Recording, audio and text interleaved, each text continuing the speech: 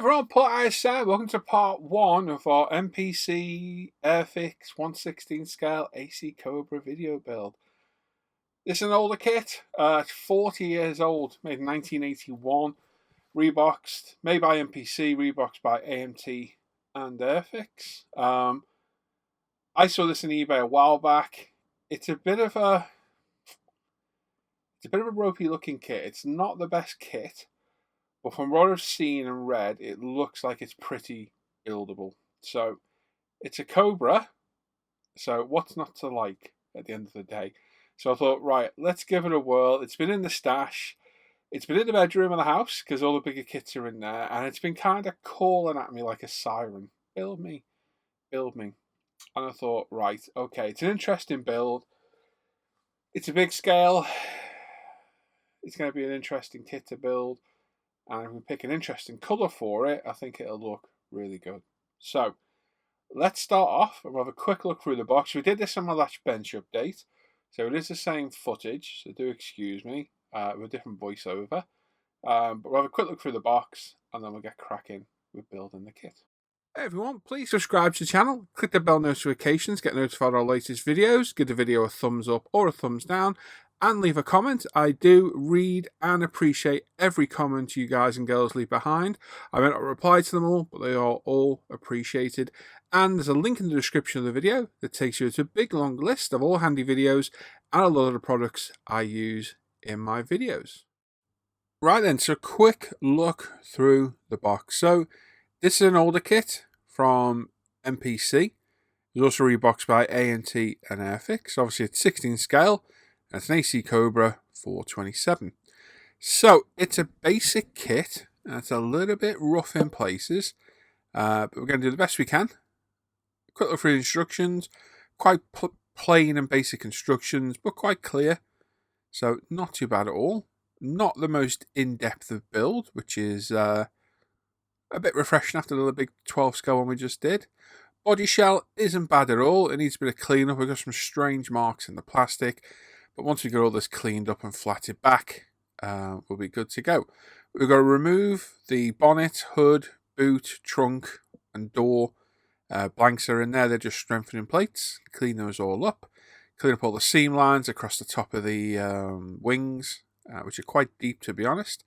And we're going to remove those tonneau cover studs at the back as well, because we're not going to have those on ours. So, rubber tyres. Now, I believe these are wrong for this kit. These are generic tyres out of another kit. They are branded Goodyear. They look okay to me. I'm not too bothered at all. Obviously, your front and rear, so that's not too bad at all. 2 sets of wheels with these. We've got the Halley brands, I think they're called. And I can't remember the other ones now. Somebody did tell me, but I totally forgot. But we've got a lot of chrome work. And the chrome is quite nasty. It's quite rough. There's a lot of flash, so we are going to get rid of this. And, well, we'll add Molotov chrome to it later on. But they look quite good. The wheels look decent. I'm not totally sure which set we're going to use yet. Like I say, it's going to take a bit of bleach to strip all this. But we'll get it all stripped off. I'm ready to go.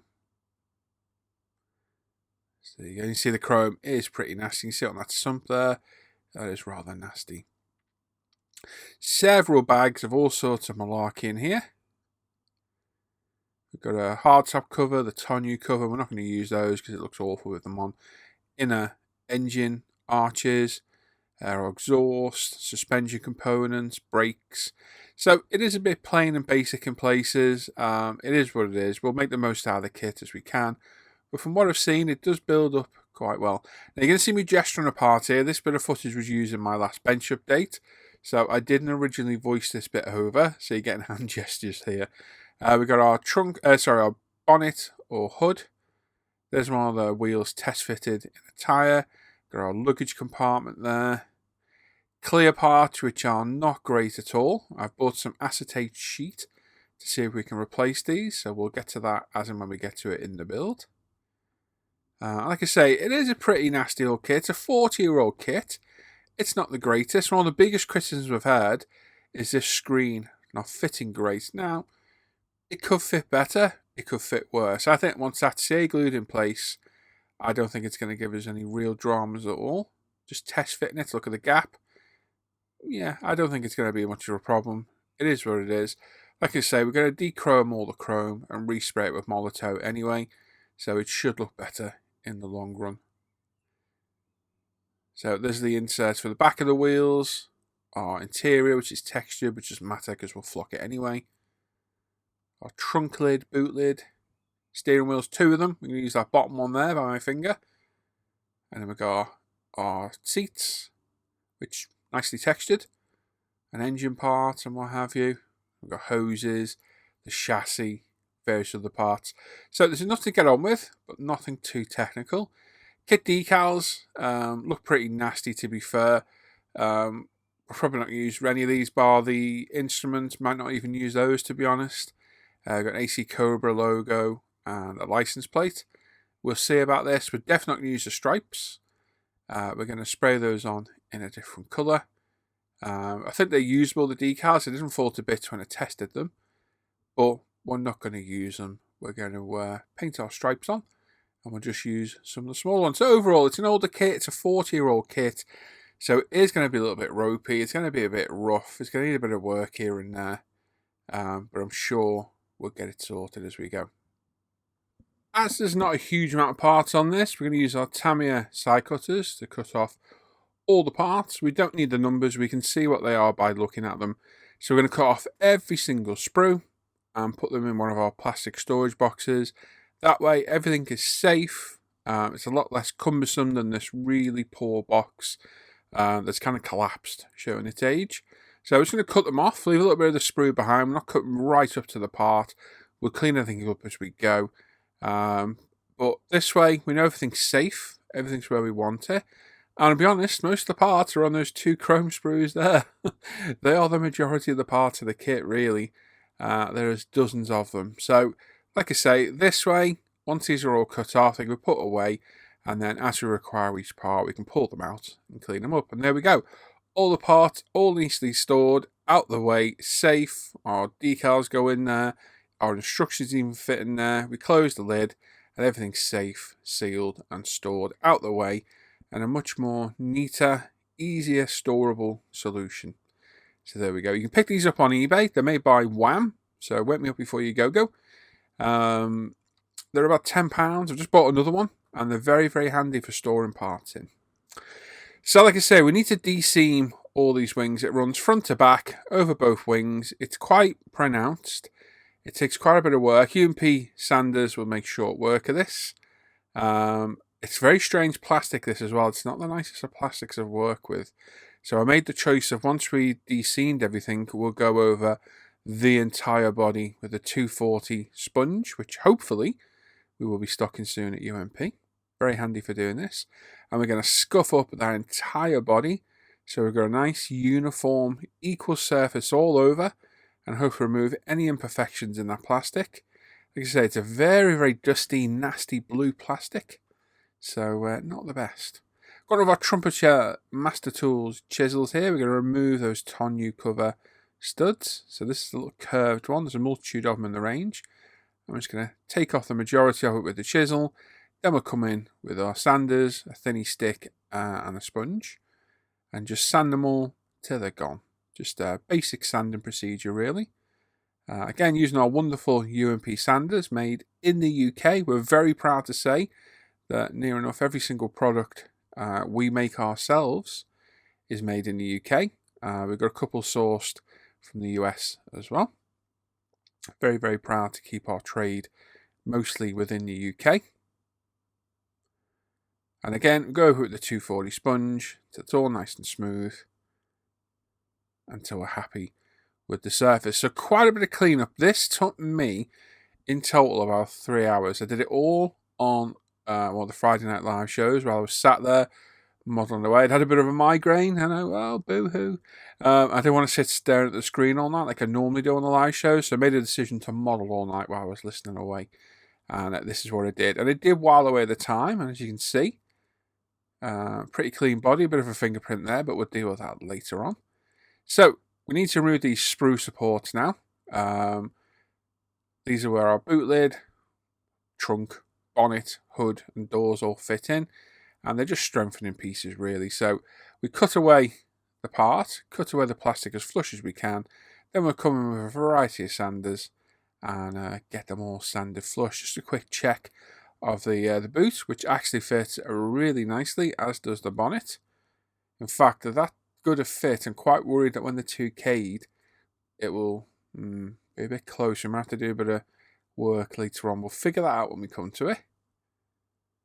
But for now, we're going to grab one of our 400 thinny sticks out of our, again, wonderful U&P range of sanders. Often copied, never equalled. And yeah, we're going to take care of all these sprue points. Just go around, get rid of them all, clean it all up. What we don't want to do is reprofile any of the shape of the body, which is what we need to be careful of. Remove any seams. We don't want to make the gap too big or lose a shape. So just really take your time and don't go too heavy-handed with the sanders. Less is more. You can always take more off. You can't add it if you take too much off. So like I say, it's a strange plastic, very, very thick body shell. You can see how thick it is there. It's a good couple of mil thick. Yeah, it's a strange kit. It's good, but it's not at the same time. So there we go. There's our boot lid done. And I'll do our hood or bonnet. And again, a very nice fit with the bonnet lid itself. Fits on there, absolutely beautiful. So we shouldn't have any issues there with it not fitting, as long as our 2K doesn't interfere. So again, go around, clean it all up, give it a good sand up, get them all nice and smooth. And jobs are good. I'm using our knife here, just very gently scribe away. And then, like I say, multitude of sanders. Get those removed. Quick test of the trunk. Sorry, the bonnet. See, you confuse me now with all the Americanisms. I'm going to stick to my British ones. That to me is a bonnet. It's not a hat. It's a bonnet. Lovely fit. There's two locating points at the back, and obviously we'll have a hinge at the front, like so. Now the only part of this so far that's had the issue fitting are the doors. Just need to reprofile and a touch. So I've already test fitted this. I'm just going to remove a little bit of that. There's just interfering on the side of that there, and just stopping the door from shutting flush. So I'm just going to take a little bit off the door until I'm happy that it fits in. Then we'll come back and take a little bit off the edge of where the screen sits, just to get it fitting as good as we possibly can. We don't want to put it all together and then the door won't shut. So it's looking good on the actual door itself. Just needs a little bit off there. So a little bit of a gentle sand. There we go. Quick test fit again. So again, doing this job, very important before any paint touches the model. Make sure the parts that you are going to paint fit. Once you're happy, we'll give it a go over a sponge to round the edge back over a bit. One last check. And there we go. Much better fit.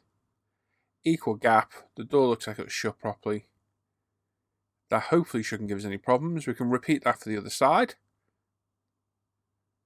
And then again, we'll just make sure the sprue locating points have been sanded smooth. Preparation is key. We always say this, preparation is key. Like I say, if you've finished, go around sanding, have a good look. If you think you can see a seam, I could just see a little bit of a pronounced part of this. So I decided to come in and give it another go over the sponge. And I thought I'll wet sand the entire body. We'll get it as smooth as we possibly can in preparation for primer. So yeah, once you've sanded, put it down for 5 minutes, pick it back up, have a look again with what I say is fresh eyes, I suppose. I think you tend to see things better when you've stepped away for a minute. Just give it a sand over, give it a wipe down, get rid of the moisture, have a look. That's looking a lot better now. Much more rounded. Same for the side. And then once we're done, we grab some micro mesh. I think this is 8000 if I remember correctly. Using it wet, we'll just go around the entire body and give it one final sand, smoothing it all off. Remove any surface imperfections or scratches, whatever left behind by the sanders. And that way we've got a nice keyed surface for the primer. and a nice smooth surface as well. So, like I say, it can be a bit boring this. I know a lot of people are going to rush this stage. This is a stage that's well worth taking your time on. The preparation really does pay dividends in the end, and it will give you a much, much better finish. For the sake of what? Another half an hour of sanding or a finishing, just to ensure that everything is looking good. Of course, again, once we've done all this, we'll also give it a dry off, wipe it over some urine prayer brush cleaner, and then we've stuck it onto some sticky back pads and mounted it onto various old bottles. They're secured to some cardboard to keep them nice and stable. On big cars like this, the Tamiya stand doesn't fit, unfortunately, so we have to improvise and change a few things to suit. It's just one of those things. But we've got our Ultima grey primer here. We've got our Apex. It says 0.35. This is actually the 0.5 Apex, but we are still at 24-ish PSI. I need to do a new thumbnail for the 0.5. And I'm using the 0.5 purely and simply because of the size of this thing. There's a lot more paint to put down, a lot more area to cover. And as you can see, it really does cover well with the 0.5 needle. I think it's a little bit too overkill for a 24 scale, personally. But for larger scale kits, be it aircraft in 32nd scale or 24th, or armour in 16th scale, or cars in 18th and above, I think the 0.5 is invaluable. We will use a size airbrush all the way along from our primer, paint and clear coat. And as you can see, it covers really well. Covers this larger area a lot faster. When I hose the paint on, it's going down. It's not going down fully wet. I'm stopping literally just before it's a full wet coat. It might look like it is. To my eye, it's not. It's just covered the plastic. So we'll leave that to dry for another 5 minutes. Then come back, apply another couple of coats, and then deal with the parts at the same time as well. Obviously, when you're priming smaller parts like the bonnet, like this, it's a lot easier to overspray because the smaller parts.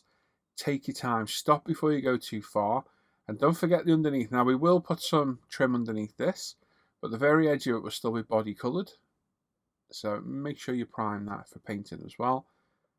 Same with the trunk lid, the boot lid. Very easy to overspray these smaller parts, so really take your time. And the doors especially, because these are absolutely tiny. Really take your time on these. As you can see, the parts secured by those 3M pads, sticky pads, stick well to bottles and then makes life a bit easy to spray. And there we go. After 3 light coats, nicely primed, great colour for our paint. And yeah, just checking for imperfections, any seams showing through. And here we go to paint. Now, lesson learned here. Are you ready? Are you ready for it? The lesson here is, oh no, always put the lid on your airbrush colour cup. Because after the second coat of paint, I went and dripped paint all over the body and had to strip it all and start again. So, another 3 hours of work. Very frustratingly done here. We stripped it all using Mr. Leveling Thinner. We had to sand vigorously all that rear arch to get rid of the burn mark, because the lacquer paint eats into the plastic by the nature of what lacquer is, and it took a lot of work. On the plus side, we cleaned up the body a bit more. There were some lines showing through those front wings, so I was happy to resand and did a better job second time round. So it's a happy accident in a way. Very, very lucky that you can't see where it burned through, because it literally melted the plastic. Anyway, back to where we would have been before. We've got Gravity Colours Spain, Porsche Ruby Red. This is the colour I chose. I have plenty of colours to choose from, including the iconic blue, which everybody seems to do. So I thought, oh, I'll do something different. I was going to do Candy Apple Red, and then I saw this colour in my paint selection and thought, you know what? That's a beautiful colour. Let's paint it in this colour. Let's be a little bit different. So it's not a candy red. It's not a bright red. It's a dark metallic maroon red. And I think it looks fantastic. But you can judge for yourselves. when we've got this all painted and finished up. So they are paint ready. They literally pour into your colour cup, spray them at about 18 psi, nice light coat, put the lid on the airbrush, for God's sake, put the lid on the airbrush. Every Apex comes with a plastic lid, so we've all got one. If you haven't got one, you can get one from us. We used to sell the metal ones, which I have still, luckily. Sadly, you can't get them anymore. But the plastic one that came with your airbrush will suffice perfectly. Now, light coats, any of these automotive lacquer paints that are ready to go are thinned with a hot thinner. Some are worse than others. These are the least problematic I have used so far. I absolutely love these gravity paints. They lay down really well. The colours are absolutely phenomenal. They are well pigmented, and customer service and delivery is absolutely fantastic. And the owner, Antonio, is a cracking guy, really nice man. And any issues at all, he will help you out. Or even colour choices. Antonio has literally made me colours at my request. Colours like the Chevelle colour he did in stock. We've got a Calypso Red for our 8 series coming up. Things like that he sourced for me and actually got out to me really quick. So absolutely phenomenal paints. And this Ruby Red is absolutely beautiful. So, like I say, with these paints being so hot, not necessarily these ones, I've been burnt before by other paints. Literally, you want nice, light, thin coats, building it up. Now, I probably waste most of my paint in overspray with all these light coats, but I get decent paint jobs, I think, and my coverage is good. So I think that speaks for itself. So as you can see, we're not going heavy at all anywhere. We're not trying to cover it all in one go. Just getting all the little recesses to begin with. You can see just how thick a coat I put down. It's not thick at all. You still see primer through it. And what we will do, we'll apply 6 or 7 very light coats like this in various crisscross patterns. We'll go up and down on one coat, side to side on another, until we've got all the body nicely covered. So I'm going to show you my first coat and how it works, but mainly I'm focusing on getting a coat of paint down on the body, all underneath the wheel arches, the sills, the front bumper. We need to get in and around the light surrounds, in and around all the intakes at the front, the grills at the side, all the boot, bonnet and door shuts as well. So it looks like we're painting a lot. We're not necessarily painting a lot, but we're just getting all those different angles and make sure we're equally covered.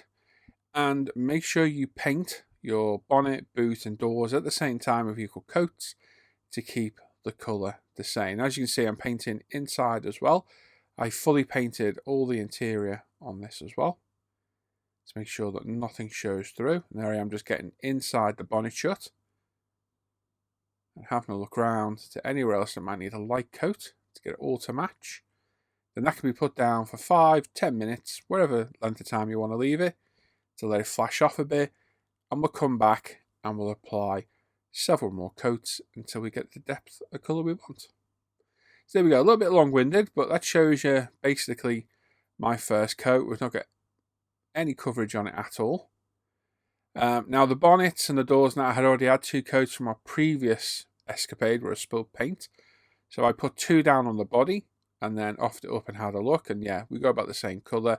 Then we went from there, adding each coat as we go on each part. And again, on the smaller parts, take your time because it's very easy to overspray them. So after about 3 or 4 coats, this is the colour we're at.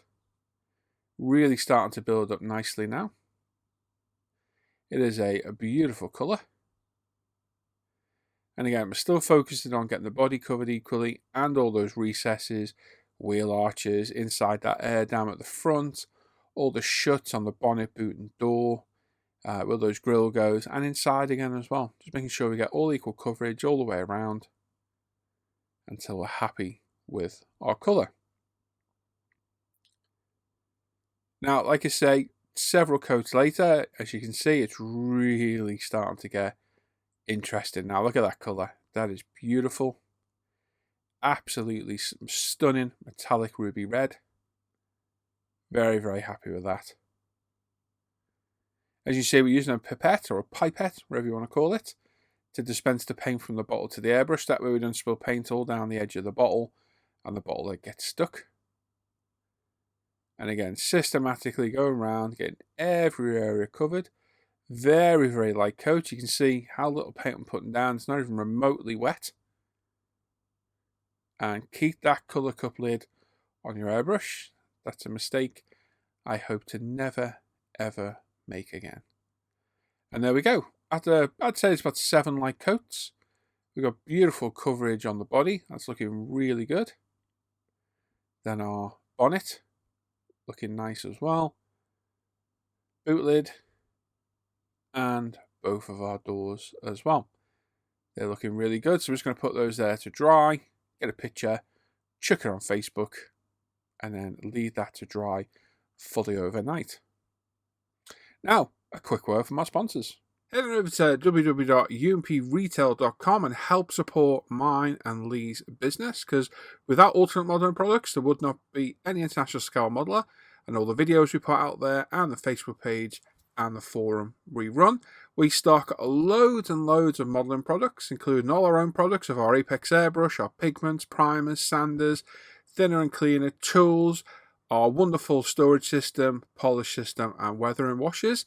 We also sell modeling tools, paints, model kits, glue, solutions, fillers, weathering products, aftermarket, and of course, international scale modeler merchandise and gift cards. And all orders made before 12 midday get next day delivery in the UK, and international orders are shipped within 48 hours. Our sponsors, of course, being myself and Lee. Now, we have our stripes to paint. Now, we could use the decals, but number one, I didn't want to use white. And number two, it looks better sprayed. So what we need to do first is find our center mark. So I've used a badge on the front. I'm just going to burnish the tape down over it using Azu, I think it's a 1.5mm tape to get our center line. We'll then measure that to a predetermined point on the body, which is just on that edge of the bonnet lip there. When we're happy that that's straight, we'll add the next bit onto the bonnet itself and try and line it up at the front and then to the center by eye, and then measure it again. Now, sadly, because of this kit being what it is, not everything's equidistant or exactly in the middle. So we had to do a little bit of manipulation to get it to look right, because it needed to look correct. Once we got our center line done, we're going to use some Tamiya 6mm tape to go right up to that tape, and this will give us our width.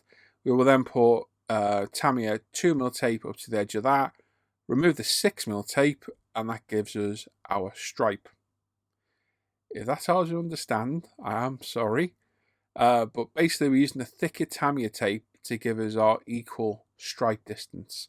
So we get the center line in, measure everything up, get our tape on the edge of that again, measure everything up, make sure it's all equal. Once we're happy, we get some thin tape again and put it up to the edge of the 6mm tape, then remove the 6mm tape, mask the edge, and that is our stripe done. Hopefully you can understand that. Chunk, who watches occasionally, is probably really confused, but to me it makes sense. We're using the tape to measure our distance because it's much easier and faster than measuring every single stripe. It's a technique I used to use on my ID invasion stripes on aircraft, and it works well on doing these as well. Now, the size of the stripe is preference of you. You could go 6, 10, 18. The stripes in the kit were about 8mm, but I thought they looked a bit too thick for my liking. So I've gone with 6mm, and I think it looks good in 6mm. So as you can see, we've got some cling film or saran wrap. We've cut some to size, folded it over, and we're going to put some 10mm Tamiya tape on, and we're going to use this to mask off the larger areas of the car. There is our tape in place. As you can see, we've got our center thin stripe in, and then the thicker ones either side with some tape, just how I explained it. And we're going to use this tape now and the cling film to bulk mask the rest of the car. Now, you need to be very careful here because we don't want any overspray getting through. So you need to take a little bit of time here. We're using our Alpha rotary cutter here to cut the cling film. All these products you can find in the description of this video. Click down there. And there's a big long list of everything we use.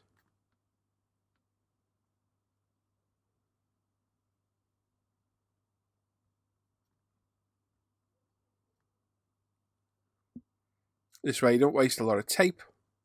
And it's quicker and easier. And there we go. Burnish down our tape. Make sure it's all burnished down. Now, I've got Mr. Hobby Cotton Bud here. Not a Johnson's one.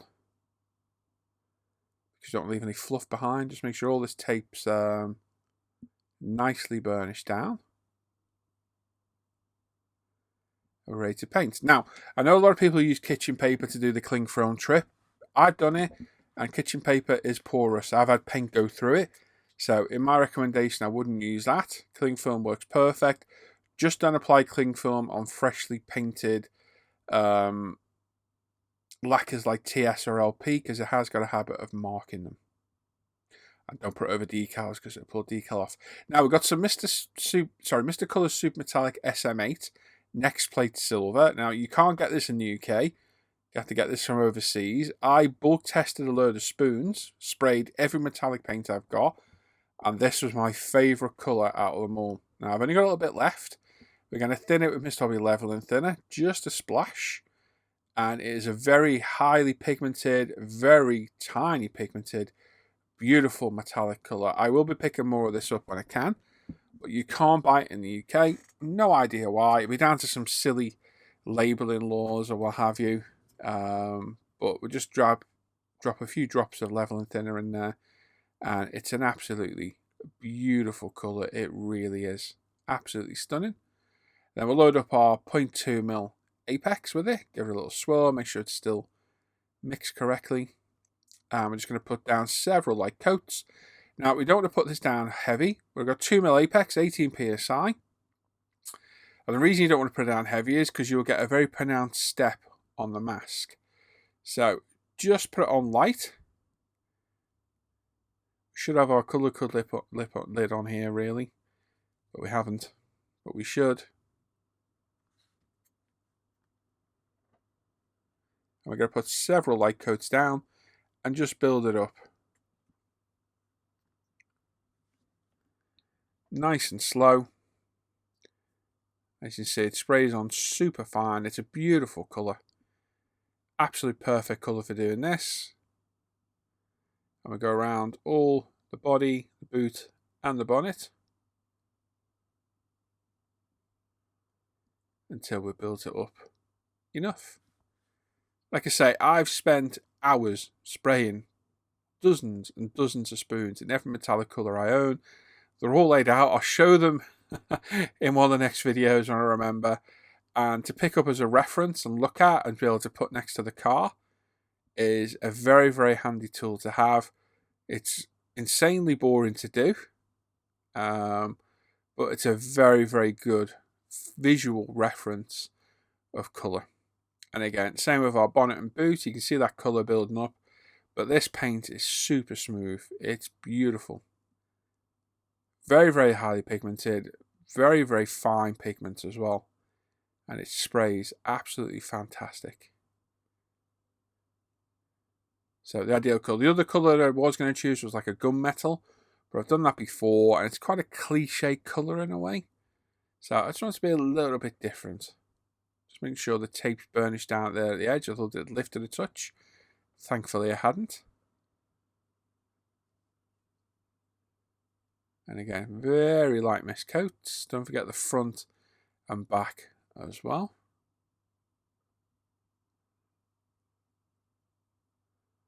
There we are. Absolutely beautiful colour. Really is stunning. And what took us hours to mask is unmasked in minutes. And just look at that stripe. That is a very pretty colour. Very, very nice. Really contrasts well against the ruby red. Very happy with that. Really nice. So we've also got our 427 badges on the side to mask up. So using some Tamiya tape, detacked. Always detack your tape. We get all this masked up and we'll spray it as well. Just take your time, and then we do the same with the bonnet and boot logos as well. We mask those with our circle cutter and spray those in Alcalad polished brass. I did brass again for another contrasting colour. And then we'll just infill that with some Tamiya Panaline wash. Like so. Let that dry, remove the excess, and the same on the side. Like so. I get a close-up of these next time when everything's dried. And there we go. Badges are done. And that's it. We'll leave this to dry overnight. Prep all our spray booth, and we're back the next morning for 2K. So I got my Scott respirator, full face mask, because I don't mess about. We've got some nitrile gloves. We're going to double up our gloves, cover all our skin up. Take safety precautions with 2K because it is a very, very nasty chemical. We're going to wet our work surface. This has all been stripped out, fresh kitchen paper, a fresh filter, all freshly hoovered. The room's been hoovered. I've had the fan on for about 20 minutes now, the extractor. We are ready to go and hopefully keep the dust down to a minimum. So we're just spraying everywhere because the water, if anything does land any airborne particulates, they won't take back off again and hopefully get stuck to our model. So as usual, we're going to use a Gravity Colours Gloss Clear Coat. This is a 2K 2-part paint set. So we've got our clear coat, an activator and a thinner. This is what I've been using now for the past well over a year now. And hard to judge how much we're going to need on a 16 style car. So I took a guess and thought, right, we'll do 12mm of clear, 4mm of hardener or activator and 4mm of thinner. About halfway through the spray job, I thought I've mixed way too much. And literally at the end, I literally had enough to just finish what I was doing. So some of you are going to say, that is a lot of paint, yada, yada, yada. Yeah, it is. It is what it is. You use what you use. So 12mm of the clear in there. And then 2 mils of hardener, so 4mm in total. Using a pipette to measure. Use fresh pipettes between the hardener and the thinner. Don't mix them because you'll contaminate each bowl. We use the same pipette for the hardener to put it in the pot to stir it with. Give it a good mix up. We'll get that chemical reaction on its way. Get it all nicely mixed up. Then throw away that pipette. Get a fresh one. And then we'll add 2 lots of 2mm. So 4mm of thinner. So it's 3 parts glass, 1 part activator, 1 part thinner.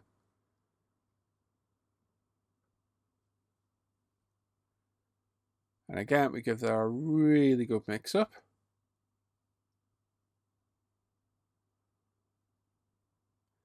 It will go cloudy when the thinner goes in. Once you give it a good mix up, it'll go clear. And that is when it's ready to go. So again, we've got a 0.5 Apex. It's been fully stripped and cleaned. Absolutely spotless. We're going to put the 2K through a strain. 190mm strainer. Now I am assured it doesn't need doing, but I've always done it. Always done it with clear coats, and I'm starting to do it more and more with paints. Just for clarity, just to make sure everything is as is. We've got a Tamiya anti-static brush. Give the whole model a go over. Make sure there's nothing on there you don't want on there. One last quick inspection to make sure there's no excess wash or anything. And there we go. We are good to go.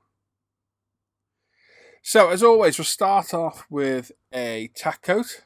So we'll load up our airbrush. Oh, my sleeves fell off my jumper. Oh no. So we start off with our tack coat. We've got our 0.5mm Apex with its lid on. And we're going to apply our tack coat first. So it's a light coat all the way around. Not wet. Barely semi-wet. What we do, we leave that for 10 minutes. That will tack up and it allows the clear coat to then adhere without running. That's the idea of it. So we're just going to go around the whole body and apply a light tack coat. Bit of distance. We're at 30 psi today. I've gone slightly higher because I watched a video from Gravity themselves and they're spraying at 30 psi. So I thought, let's give that a whirl today with the 0.5 and let's see if it's an improvement at all. So, my sleeve, you may have noticed my sleeve doesn't fit my arm. Well, it does. It's an old hoodie that I cut the sleeves off. So, when I first started spraying 2K, I was wearing a hoodie. So, my arms were covered, everything was covered. In the height of summer, wearing a hoodie in an enclosed room for an hour with a respirator on gets very hot. So, in the warmer months, I just put the sleeves on. And that way, the rest of my skin's still covered. But my arms are covered as well. So as you'll see, it falls down like an old manky pair of stockings. But it keeps my arm covered and it does the job. So I have 2 loose sleeves that I put on when I'm 2K. It's a bit random, but it was literally a day of sweating my cojones off and thought, right, I'm cutting these sleeves off and we're just using the sleeves. But please make sure you've got gloves on, a good respirator, a good extractor, ventilation.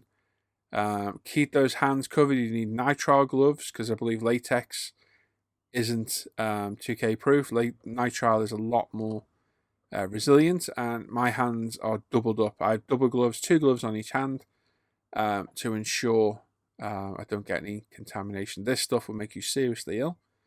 And do not be spraying it in the house with your kids and family if you don't have all these safety precautions, because it is nasty stuff. So there's our tack coat down. That's been left off gas and tack up for 10 minutes. We'll come back. We are not taking the clear coat out the airbrush. Everybody asks me this. I leave it in there. Just leave it in there. It's fine. It's not going to go off. You get about 40 to 50 minutes working time with 2K. Takes us about 5 minutes to put a coat down and then 10 minutes off gas. So you've got 5 minutes, then 10, then 5 minutes, then 10, 5 minutes and 10. And you've add that up, we get 6. No, is that 45? I think that works out about 45 minutes, I think. So 5 minutes and 10, 15, 30. No, it's not. It's 35 because we don't have to wait 10 minutes afterwards. So we're only going to be spraying for 30 minutes and it gives us loads of time to get this down. So, like I said, keep the colour cup full. I just put something over it. We've got the lid on and I keep something over the cup of 2K whilst we're not 2King. Stop any dust falling in there, bit of dust. And yeah, like I say, we don't empty the colour cup. We don't clean the airbrush in between coats. It's simply not worth doing. Now we're going round and we're putting down a wetter coat. We're not going full wet coat. We're just putting down a wet coat. And just look at that colour starting to darken up. I love this stage of painting. It's really satisfying to see the paint come to life like this. It really is.